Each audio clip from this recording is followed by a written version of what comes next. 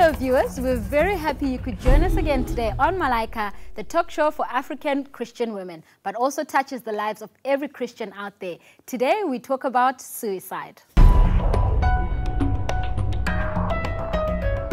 So, Auntie Zods and Jackie, are you ready to give us some info on this? Yes, we're ready, Rose. Mama Audrey. Mama Audrey is always ready. Yes, but not an exciting subject like that. Yes, Mom, for sure. That's very true. No. And to I don't think we're going to laugh a lot. No.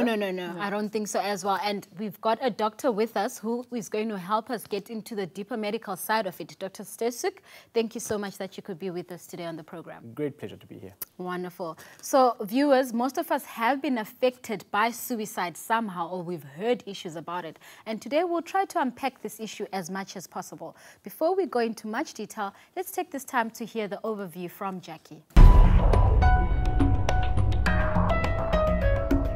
So, Jackie, suicide is something that is rarely spoken of in Southern Africa. Yes. Do your stats have anything that's deeper than just knowing the word suicide? So, Rose, we're talking about suicide. Not a topic to laugh about at all. So, to start, we'll talk about a definition. It is purposefully taking one's life out of misdirected self-love. The term was coined in 1951, and it means self, sui, and side, to kill. Okay. World Health Organization estimates that each year, approximately 1 million people die from suicide. And this represents a global mortality rate of 16 people per 1,000, which is 1 death every 40 seconds. Ooh, that is a lot. It's very high. And it's predicted that by 2020, the rate of death will increase by 1 to every 20 seconds. Sorry, 1 every 20 seconds. In the last 45 years, suicide rates have increased 60% worldwide. And suicide then accounts for 1.4 deaths of all the deaths worldwide, making it 18th leading cause of death in 2016. Suicide is now ranked the 3rd leading cause of death amongst people aged between 15 and 44, male and female. But a point to be noted, suicide attempts, however, 20 times more frequent than actual completed suicides. Oh, the attempted, okay. The attempted ones, yes. And now to mothers, a very high stat, which is very frightening. 10 to 20% of deaths in women are those that have had a baby just in that year. So that's very high. Okay. So let's quickly touch on the countries with the highest rate and the ones with the lowest rate. So highest rate, we have Lithuania. It actually has 31.9 suicides per 100,000. And the lowest rate, who guys would you think would have the lowest rate of suicide in the world? I don't know, some Mauritius. island somewhere. Some island somewhere is actually correct. So you have the Caribbean islands, you have Bahamas, Jamaica, Barbados. Those ones are very low. In some places, it's actually unheard of. For example, in Barbados, it's 0.8 suicide per 100,000 people, which is very, very low. So let me quickly touch on Africa in terms of in the world, so some countries in Africa. So Cameroon is 46th in the world, which is fairly high. And South Africa is a bit lower, number 51. Zimbabwe, number 56.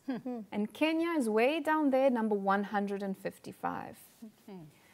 So let's go to suicide feelings now. How are these? So they can range from being preoccupied by absurd thoughts of ending one's life, or feeling that people are actually better off without you. Or maybe thinking about methods of suicide, or making plans to take suicide. Who's at risk? A prior suicide attempt is the single most important risk factor for suicide in any general population. Okay. Now I'll touch on social media. I have a stat of someone who said that social media is accusing social media companies of losing control of the content to carry on suicide and self-harm. So what they carry on suicide and self-harm. I'll quickly touch on stigma. I'm sure Auntie Zods, you'll talk about that. So I'll just end now with a short poem. Razors pain you, rivers are damp, acids stain you, and drugs cause cramp. Guns are awful, gas smells awful. You might as well live. Yeah, the sad reality of suicide. Yeah, sad realities for sure, Jackie. Thank you for that. And so going to the realities of everything, Auntie Zods, what are the dynamics of suicide in Southern Africa? Rose, it is, happens quite often. Suicide, I can't say it's a normal death in Africa. It's actually, people look at it as mystical. They don't understand it. And when someone commits suicide, even their funeral, there's a different atmosphere about it. They don't want to talk about it, and it's a taboo. Okay. In fact, a lot of people will hide the cause of death in that situation. But I think what people don't realize is that in Africa especially, because one of the biggest causes of suicide is depression, from what I understand. And a lot of depression issues go unnoticed because we view depression as a white disease. So if someone comes and says, I'm struggling with depression, your mom will just tell you, get over it. I'll beat it out of you. Yeah, I'll beat it out of you. It's not, people don't feel free to express negative thoughts to others. So they'd rather, Christians. yes, they'd rather actually, yes, more so Christians, because they'd rather hide that what they're truly feeling. And also talking to a lot of women, apparently, I don't have the real statistics for this, but they feel that most suicide cases are women in Africa because of the stresses of life, because of the financial stresses. As you realize, more and more women are raising the family alone, and sometimes it's just too much for them. So there's a lot of suicide that is affecting mainly women. And coupled with that, there's also the postnatal depression, which is something that many Africans don't know about. They're not educated about.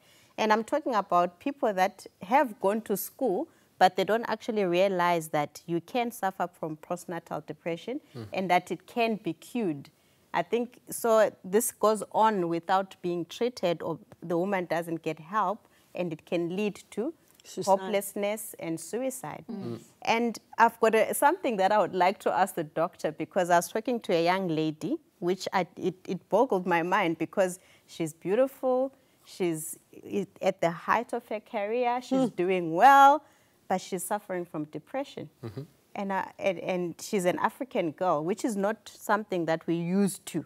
But she says that she was diagnosed with depression. So you don't understand it, because normally you don't see any reason in the natural. Yeah, in the natural, I associate, or suicide is normally associated with a form of suffering. Abuse is another cause.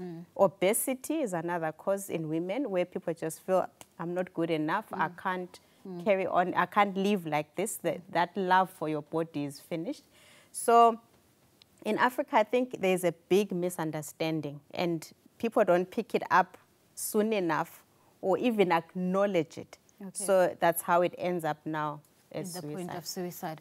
Okay, well, those are very interesting dynamics, but we want to refer to the dynamics that are in the Bible now, Mama Audrey.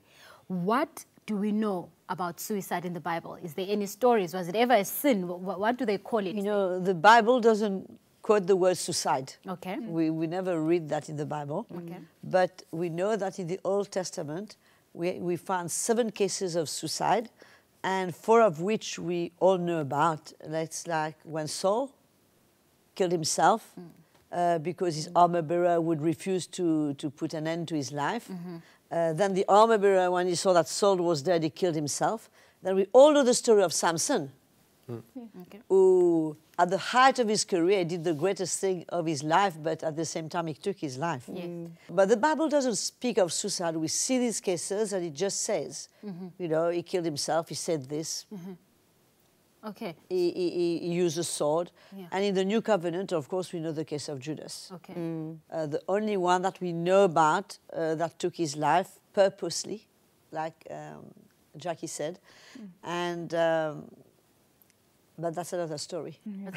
But I mean, that verse continues to say deeper when it talks about Judas, because that's an interesting aspect altogether, that it says that he intentionally went ahead out of the sin that was in his heart. No, in fact, it says that instead of repenting and seeking forgiveness after betraying Christ, he allowed the great burden of sin to lead him to this terrible end. Okay, yes, exactly. Okay, well, the Bible is clear on that. And I would love to touch on what Auntie Zod says, you know, when she says that some people are doing well, but they're depressed and it leads to suicide. Some people have got economical problems, stresses of life. But generally, what actually brings a person to commit suicide, Dr. Sesuk? Well, one of the leading causes, as Auntie Zod said, it is actually depression. Or the mental diseases. Okay. And as Jackie said, you see that African countries, which are not the richest country, are not in the first place. But you see many rich countries, like Lithuania, like Luxembourg, there are very, very high rates of suicide. So it doesn't matter if you're rich or poor, because depression can touch anyone, because it is a disease.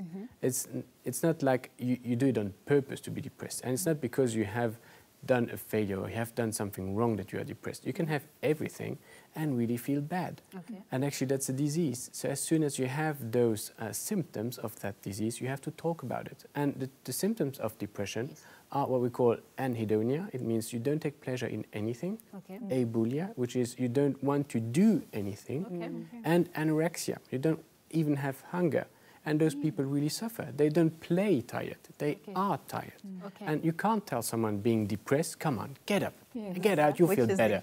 Would you do that to someone having cancer, being on chemotherapy? But they're as sick. They're really sick. They feel it in their body. It's not only in their head, it's in their brain, because the brain doesn't produce a particular hormone, and that will lead them to be very tired, even have aches everywhere. So they don't fake it. And then actually, I'm always asking my patient when they talk about depression, I'm always asking them, did you do it on purpose? Do you want to be like that? And they always say, no, I want to get cured. Well, then it's not your fault. So that removes the culpability that can be attached to it. And when a depression is not treated, you can start to develop these thoughts that will lead you to think that the world will be better without you. And then you will even do a plan. And when I see a patient of mine that has like a plan to commit suicide, I always ask them, how are you going to commit suicide? And they will tell me, well, I've planned to do it on Saturday with the pills. So they give you all the details? They give me the details, and then I'm very scared. Because then it's very serious. If they just said, no, doctor, it's just like a thought, then we can treat it. But if there's like a proper plan, a proper way of doing it, you might even consider to do a hospitalization to help what happens to those people? So, but definitely we shouldn't stigmatize people having depression or mental diseases like schizophrenia, like bipolar disorder. They don't do it on purpose. It's not their fault. So we have to surround them, help them, and even treat them, because there is a treatment. And one of the good things about those treatments, they can sometimes even cure depression. There are so many diseases that we can't cure, like diabetes, high blood pressure, HIV. We can't cure those diseases, but depression we can. So one day you might get rid of your treatment and be completely normal. Thank you so much for that, Dr. Sesuk. And I'd like to really come back to Christians. Mama Audrey, earlier you mentioned about Judas. And so now, what does this mean for Christians? Can they actually commit suicide? What happens when they commit suicide? I mean, it's just something that we can advise them. Yes. But I suppose that your question is, can they be forgiven if they do commit suicide? Yes, what happens after that? Yes, Mom. I suppose we cannot say that suicide is an unforgivable sin. Okay. It's nothing that Jesus cannot forgive, because somebody who commits suicide, I'm sure Dr. Damien will confirm it, is not in his normal state. Okay. Either he's at the end of himself, he reached the bottom. Doesn't mean he's rejecting Jesus. It doesn't mean he's turning his back on the Lord. It's a moment of despair, and we know, and I really believe that the devil has got a lot to do with that, because he's the one who starts putting seeds and ideas in the heads of people and through circumstance, and making them believe, you know, nobody loves you, why are you living? And then, you know, you should be better off. And you know, entertaining those thoughts, but tomorrow, out of despair, out of depression, because Christians do suffer from depression as well. They suffer from panic attacks, they suffer from many things, which can be biological. Yes, you know, sometimes it's a broken heart. Okay. Some person, a girl who has put her whole faith in a boy for years, and suddenly he's letting her down, and she cannot cope with it. She's not been equipped to cope with that. She's not strong in the gospel. She's not strong in the Lord. And I know the story of a girl who that happened. She was not a Christian, but she took a gun and shot herself. But she shot the wrong place. She shot here. And she was not killed.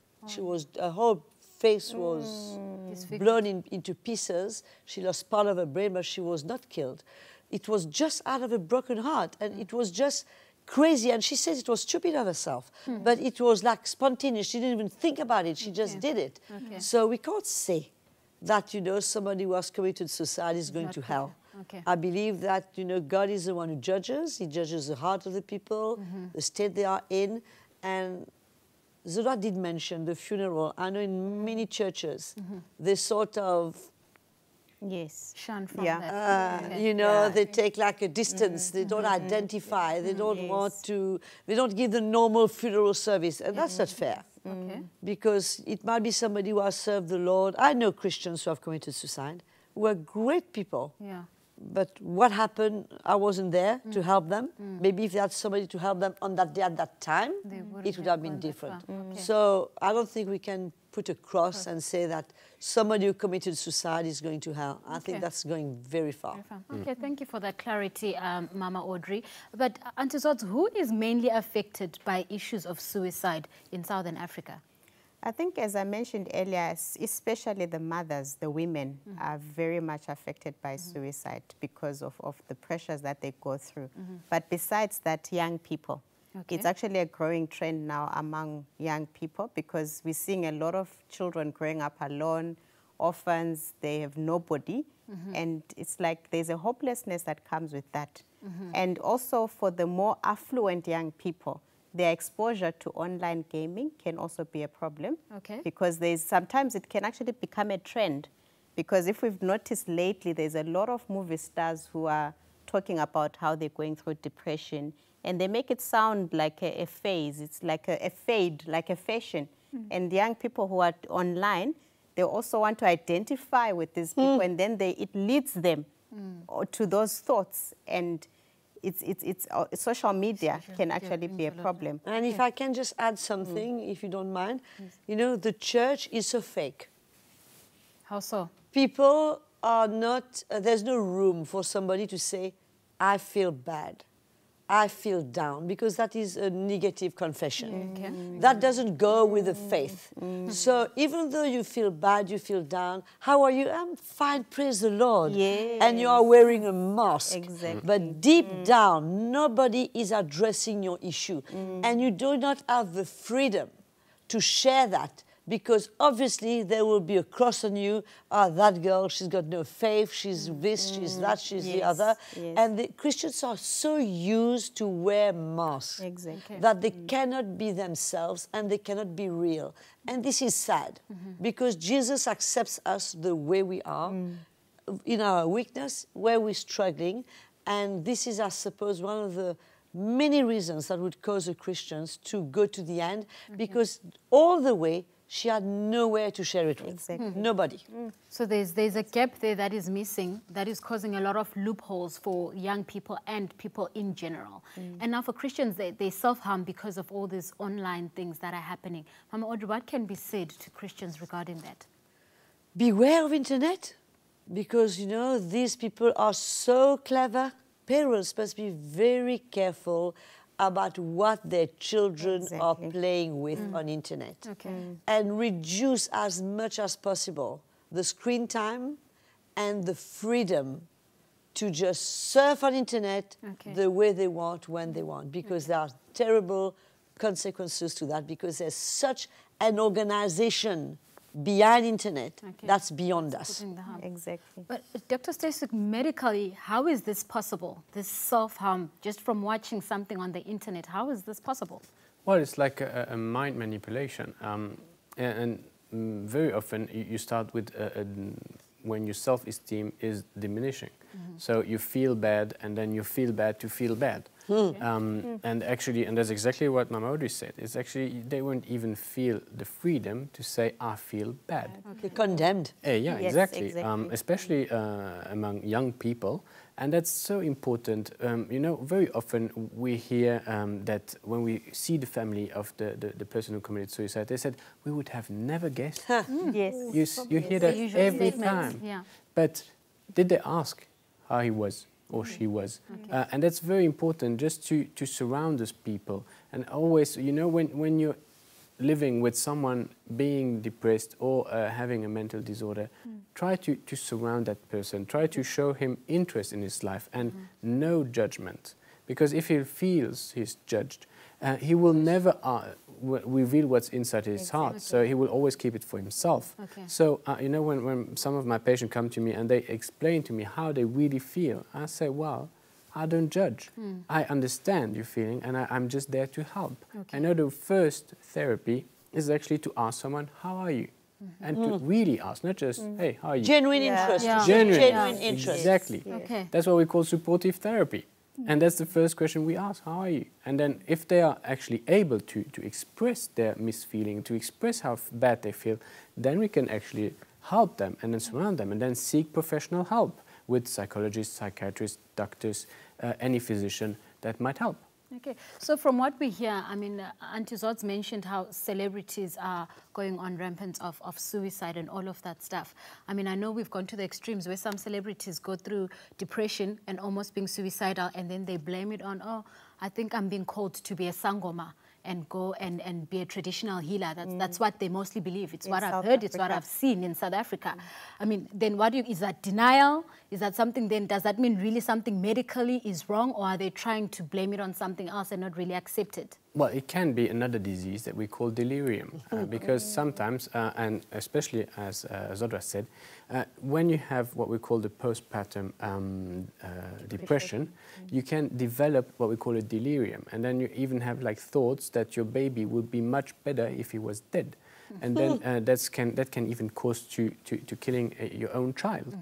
So that's why we need to say that a baby blues is completely normal. When your milk is coming up, your mood is going down.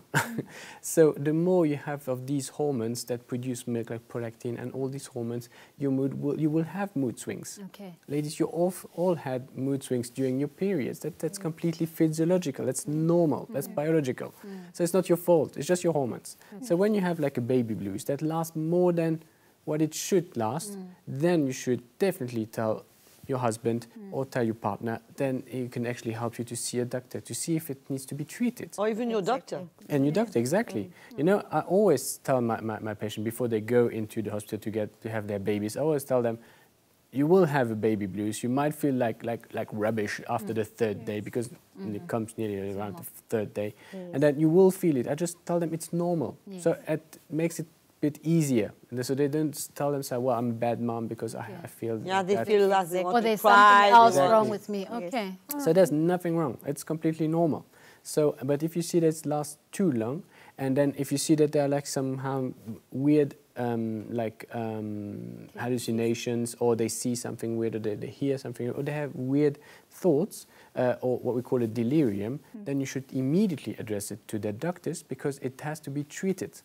Okay, thank you for that, Dr. Stasik. So thank you for the doctors. Thank you for the doctors. Not all doctors told us about baby blues. But I mean, we're talking about suicide today, Mama Audrey. And in closing, as I had asked Dr. Stasik, he explained on the medical side, where all these people are going and blaming it on something else. Today, we just want you, in your final word, if you could just help everyone who's listening out there, fighting suicidal thoughts, going through depression, thinking they're being called by Sangoma somewhere to go and be a traditional healer instead of finding a solution. What can be said in your final word to all of us? I mean, we're speaking to Christians, yes, our main audience, and I think that I would like to encourage my brothers and my sisters who thought about that even once, to know that this thought doesn't come from Jesus. The Lord hasn't come to take life. He's come to give his life and to give us abundant life. Amen. Whatever the circumstance is, Jesus has a solution. The Lord, get closer to Jesus. Let the Lord, pour your heart to the Lord.